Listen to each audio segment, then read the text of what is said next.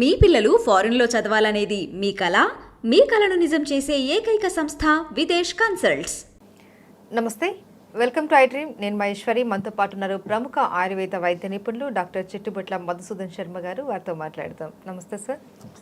Sir, summer రాగానే చాలా మందికి కాన్స్టిపేషన్ సమస్య ఎక్కువ అవుతూ ఉంటుంది. మలబద్ధకంతో వీళ్ళు రోజంతా కూడా ఉత్సాహంగా ఉండలేకపోతూ ఉంటారు. ఈ మలబద్ధకం రావడానికి కారణాలు ఏంటి సార్?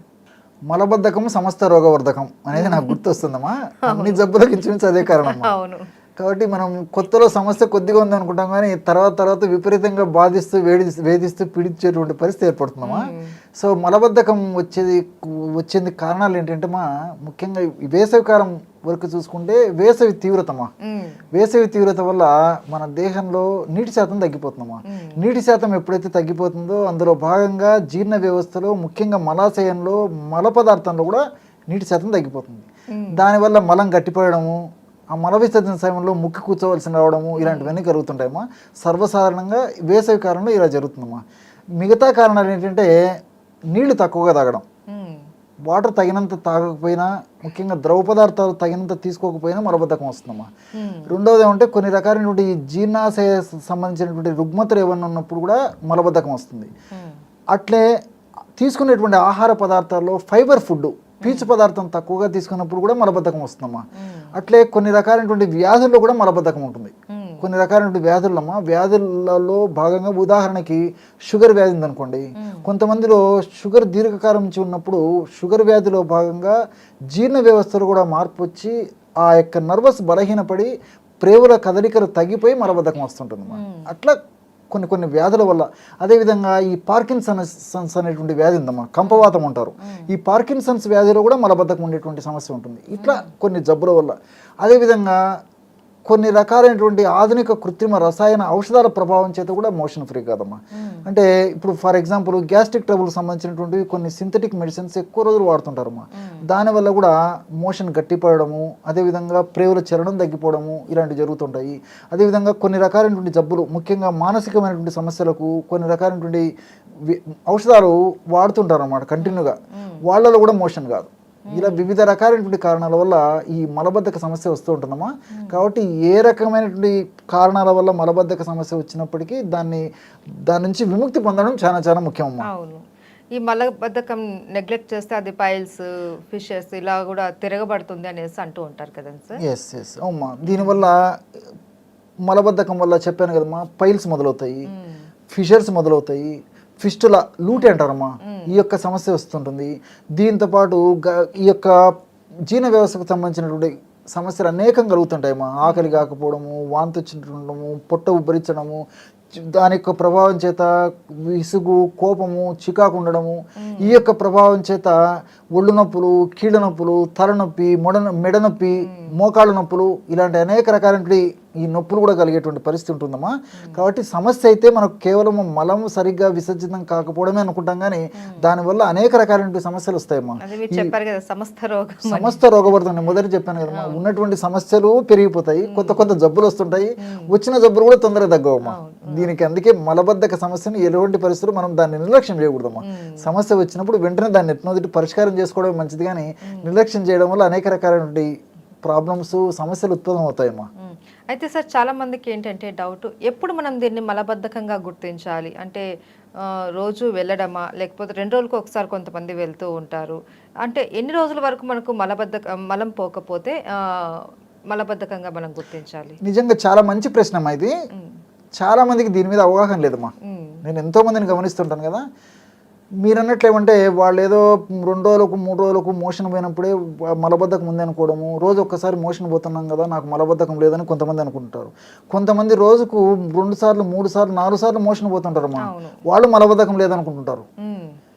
కొంతమంది 3 రోజులకు ఒకసారి పోతుంటారు, నాకు మొదటి నుంచి ఇంతే కదా నాకు మలబద్ధకం లేదనుకుంటారు. ఇవన్నీ తప్పేమా. కాబట్టి అసలు మలబద్ధకం లేదు, నాకు మోషన్ ఫ్రీగా అవుతుంది, మలాశయానికి సంబంధించినటువంటి దోషం నాలో లేదు అనేదానికి కొన్ని టిప్స్ చెప్తాను చూడమ్మా. ఎలాగంటే మలబద్ధకం లేదనే దానికి గుర్తు ఏంటంటే, మనకు మోషన్ సెన్సేషన్ వచ్చినప్పుడు, మోషన్ పోయినప్పుడు క్షణంలో మోషన్ అయిపోవాలి, అంటే వితిన్ సెకండ్స్ అమ్మా. అది మలబద్ధకం లేని దానికి సంకేతం. రెండవది ఏంటంటే మల విసర్జన సమయంలో మలమంతా ఒకటే కాన్సిస్టెన్సీ ఉండాలమ్మా. చాలా మందిలో మలబద్ధక సమస్య ఉన్నటువంటి వాళ్ళల్లో ఫస్ట్ కొద్దిగా గట్టిగా వచ్చేసేసి తర్వాత లూజ్ కన్సిస్టెన్సీ వస్తుందమ్మా. అది మలబద్ధకమే. చాలా మందికి తెలియదమ్మా. రోజు చెప్పాను కదమ్మా, రోజు 3 సార్లు 4 సార్లు పోయే వాళ్ళు కూడా స్టార్టింగ్లో గట్టిగా వచ్చేస్తుంది, తర్వాత లూజ్ వస్తుంది. వాళ్ళు ఏమనుకుంటారు, నాకు మోషన్ అయిపోతుంది కదా 3-4 సార్లు, నాకేం లేదు. అది మలబద్ధకం ఇదేమ్మా. అట్లా ఇది ఒకటి. రెండోది ఏంటంటే మోషన్ కూర్చున్నప్పుడు స్మెల్ ఉండకూడదమ్మా. మోషన్లో స్మెల్ ఉన్నా మలబద్ధకంలో అది ఒక లక్షణంగా భావించాలి. అదేవిధంగా చీము, బంక, జిగురు ఇలాంటివి ఏమి ఉండకూడదమ్మా. ఇవన్నీ కూడా ప్రత్యక్షంగా పరోక్షంగా మలబద్ధకం ఉందని దానికి గుర్తు. కాబట్టి ఇలాంటివన్నీ లేనప్పుడే మలబద్ధకం సమస్య లేదని చెప్పుకోవచ్చు. కానీ కేవలం రోజు ఒక్కసారి నాకు అవుతుంది, లేకపోతే రోజు 2-3 సార్లు అవుతుంది, లేదు 2-3 రోజులకు ఒకసారి నాకు మొదటి నుంచి ఇలా అవుతుంది కాబట్టి నాకు సమస్య లేదని అనుకోవడానికి వీల్లేదమ్మా. ముఖ్యంగా మలబద్ధకం ఉందా లేదా అని తెలుసుకునేందుకు ఈ లక్షణాలు మనం ఏ టెస్ట్ అక్కర్లేదమ్మా, ఏ పరీక్ష అవసరం లేదు, మనకే మనం తెలుసుకోవచ్చమ్మా. దాన్ని బట్టి మలబద్ధక సమస్య ఉంటే మాత్రం దాన్ని నిర్లక్ష్యం చేయకూడదు. అయితే సార్, పూర్వం రోజుల్లో అయితే ఈ ఫ్రీ మోషన్ అవ్వడానికి అట్లీస్ట్ మంత్లీ ఒక్కసారి అన్న ఏదో ఒకటి ఇంట్లో హోమ్ రెమెడీ చేసేవాళ్ళు పెద్దవాళ్ళు. ఇప్పుడైతే చాలా మందికి అవగాహన లేదు, ఏం చేయాలో కూడా తెలియదు. సో వాళ్ళ కోసం హోమ్ రెమెడీస్ ఏదైనా చెప్తారా? ఇప్పుడు ఎప్పుడో ఒకసారి చేసుకునే దానికి కొన్ని హోమ్ రెమెడీస్ ఉన్నాయమ్మా. అంటే మన పెద్దలు పూర్వకాలం వాళ్ళు పాటించినట్లు 2 మాసాలకు 3 మాసాలకు ఇలాంటి పద్ధతిలో ఎప్పుడో ఒకసారి మోషన్ ఫ్రీగా అయ్యేందుకు పాటించేసేటువంటి వైద్య విధానాలు కొన్ని ఉన్నాయి. ఆ మలబద్ధక సమస్య తగ్గేంత వరకు రోజు వాడేటువంటి వైద్య విధానాలు ఉన్నాయమ్మా. మీకు 2 చెప్తానమ్మా. సో ఎప్పుడో ఒకసారి 2 మాసాలకు 3 మాసాలకి మనం ఈ విరేచనానికి వేసుకొని ఆ మలబద్ధక సమస్య లేకుండా చేసుకోవాలంటే దానికి తెల్లవారుజామునమ్మా మనం పొద్దున్న నిద్ర లేచిన తర్వాత ఇంచుమించు ఒక 20 ml వరకు ఆముదం తీసుకోవాలమ్మా. 20 ml ఆముదము, ఒక 10 ml వరకు అల్లపు రసం. 10 ml ఆముదము, ఒక 20 ml ఆముదం తీసుకోవాలమ్మా. అల్లపు రసం ఒక 10 ml. దీన్ని ఉదయం పూట వేడి నీళ్ళలో కలిపేసి తీసుకోవాలి. పొద్దున్న నిద్రలేస్తేనే వీలైతే 4-5 ఆ ప్రాంతంలో తీసుకున్న మంచిదమ్మా. సో ఇది తీసుకున్న తర్వాత ఇంచుమించు 2 గంటలు మహా అంటే 4 గంటల లోపు, 2 నుంచి 4 గంటల వరకు శరీర తత్వాన్ని బట్టి ప్రేవుల కదలిక మొదలయ్యి మోషన్స్ మొదలవుతాయమ్మా. 3 లేదా 4 కంటే కావమ్మా జనరల్గా. అయితే సార్, ఈ మలబద్ధక సమస్యకి హోమ్ రెమెడీ ఏదైనా ఉందా? చెప్తానమ్మా. ద్రాక్ష పళ్ళు చాలా అద్భుతంగా పనిచేస్తాయమ్మా. ఇప్పుడు ద్రాక్ష పళ్ళు అంటే మీకు ఇంకో సందేహం వచ్చి ఉంటుంది, తెల్ల ద్రాక్ష నల్ల ద్రాక్ష అని చెప్పి కామన్ కదమ్మా. చాలా మందికి డౌట్ వస్తుంటుంది. మనకి ఏది దొరుకుతుందమ్మా, నల్ల ద్రాక్ష ప్రిఫరబుల్. ఇప్పుడు నల్లది దొరకకపోతే తెల్ల ద్రాక్ష అని వాడుకోవచ్చు. సో ద్రాక్ష పళ్ళు వాడుకోవడం వల్ల చాలా త్వరగా రిలీఫ్ వస్తుందమ్మా, కంప్లైంట్ తగ్గిపోతుంది. సో ఎలా వాడుకోవాలంటే మా వాడేటువంటి ప్రాసెస్ చెప్తాను చూడమ్మా. ఒక 50 to 100 grams ద్రాక్ష తీసుకోవాలమ్మా, నల్లది కానీ తెల్లది కానీ. ముందు నీళ్ళతో శుభ్రం చేయాలి, ఎందుకంటే ద్రాక్ష మీద ఎక్కువ పెస్టిసైడ్స్ చల్లుతుంటారమ్మా. కాబట్టి కొంచెం నీళ్ళతో బాగా శుభ్రం చేసేసి వీలైతే ఒక 2-3 నిమిషాలు సాల్ట్ వాటర్లో నానబెట్టేసేసి ముందు శుభ్రం చేయాలమ్మా. చేసేసి ఆ 50 to 100 grams ఏవైతే ఆ ద్రాక్ష పళ్ళు ఉన్నాయో వాటిని రాత్రిపూట వేడి నీళ్ళలో వేసేయాలి. అంటే 200 ml కానీ 250 ml కానీ మనకు అవసరాన్ని బట్టమ్మా, అది మునిగేటట్లు అంతే, ఎంత అవసరమైతే వేడి నీళ్ళలో వేసేసి ఉదయం దాకా అలాగ ఉంచేసేయాలమ్మా.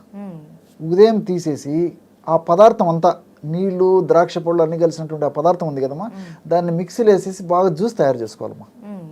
బ్రహ్మాండమైనటువంటి ద్రాక్ష జ్యూస్ తయారైపోతుంది అన్నమాట. ఆ ద్రాక్ష జ్యూస్ని ఉదయం నిద్ర లేచిన తర్వాత మోంగడిన తర్వాత మొత్తం తాగేసేయాలమ్మా. ఈ విధంగా తాగడం వల్ల ఏమవుతుందంటే చాలా మందిలో వితిన్ 1 hourలో మోషన్ అయిపోతుందమ్మా, చాలా మందిలో. సో ప్రతిరోజు ఈ పద్ధతిలో చేసుకోవాలి. ఈ విధంగా కొన్నాళ్ళ పాటు వాడుకోవడం వల్ల ఆ జీర్ణ వ్యవస్థలో ఎక్కడైతే ప్రాబ్లం ఉందో అదంతా రెక్టిఫికేషన్ జరిగేసేసి తర్వాత మనకు ఆ ద్రాక్ష పళ్ళ రసం తీసుకోకపోయినా మోషన్ ఫ్రీ అయ్యేటువంటి స్టేజ్కి వస్తుందమ్మా. అంటే కొన్ని జాగ్రత్తలు కూడా తీసుకోవాలి, ఫైబర్ ఫుడ్ ఇట్లాంటివి ఎక్కువ తీసుకోవాలి, నీళ్ళు ఎక్కువ తాగాలి. ఇంతకుముందు చెప్పాను కదా, ఆ కారణాలకు సంబంధించినటువంటి ఇబ్బందులు తొలగించుకుంటూ దీన్ని జస్ట్ ఒక 1-10 రోజులు వాడుకున్నా సరిపోతుందమ్మా, ఎక్కువ రోజులు కూడా అవసరం లేదు. తర్వాత కావాలనుకుంటే వారానికి ఒకసారి కానీ 10 రోజులకు ఒకసారి కానీ 15 రోజులకు ఒకసారి కానీ ఈ పద్ధతిలో రాత్రిపూట నానబెట్టేసి పొద్దున్నే మిక్సీలో వేసేసుకుని ఆ జ్యూస్ తాగుతుంటే చాలమ్మా, చాలా అద్భుతమైన ఫలితాలు, చాలా సంతృప్తికరంగా ఉంటాయమ్మా. కాబట్టి ఒకవేళ 2 సార్లు 3 సార్లు ఒకవేళ మోషన్ అయ్యేటువంటి టెండెన్సీ ఉంటే ద్రాక్ష పళ్ళ డోసుని తగ్గించుకోవాలి. జనరల్గా 50 గ్రామ్స్ నుంచి 100 గ్రామ్స్ వరకు కూడా ఎక్కువ మందికి ఏం కాదమ్మా. అట్లా ఉన్నప్పుడు మినిమం కొంచెం తగ్గించుకుంటే సరిపోతుంది. అయితే సార్ ఆయుర్వేదంలో ఏదైనా మెడిసిన్ ఉందా? ఆయుర్వేదంలో కూడా మంచి మంచి మెడిసిన్స్ ఉన్నాయమ్మా.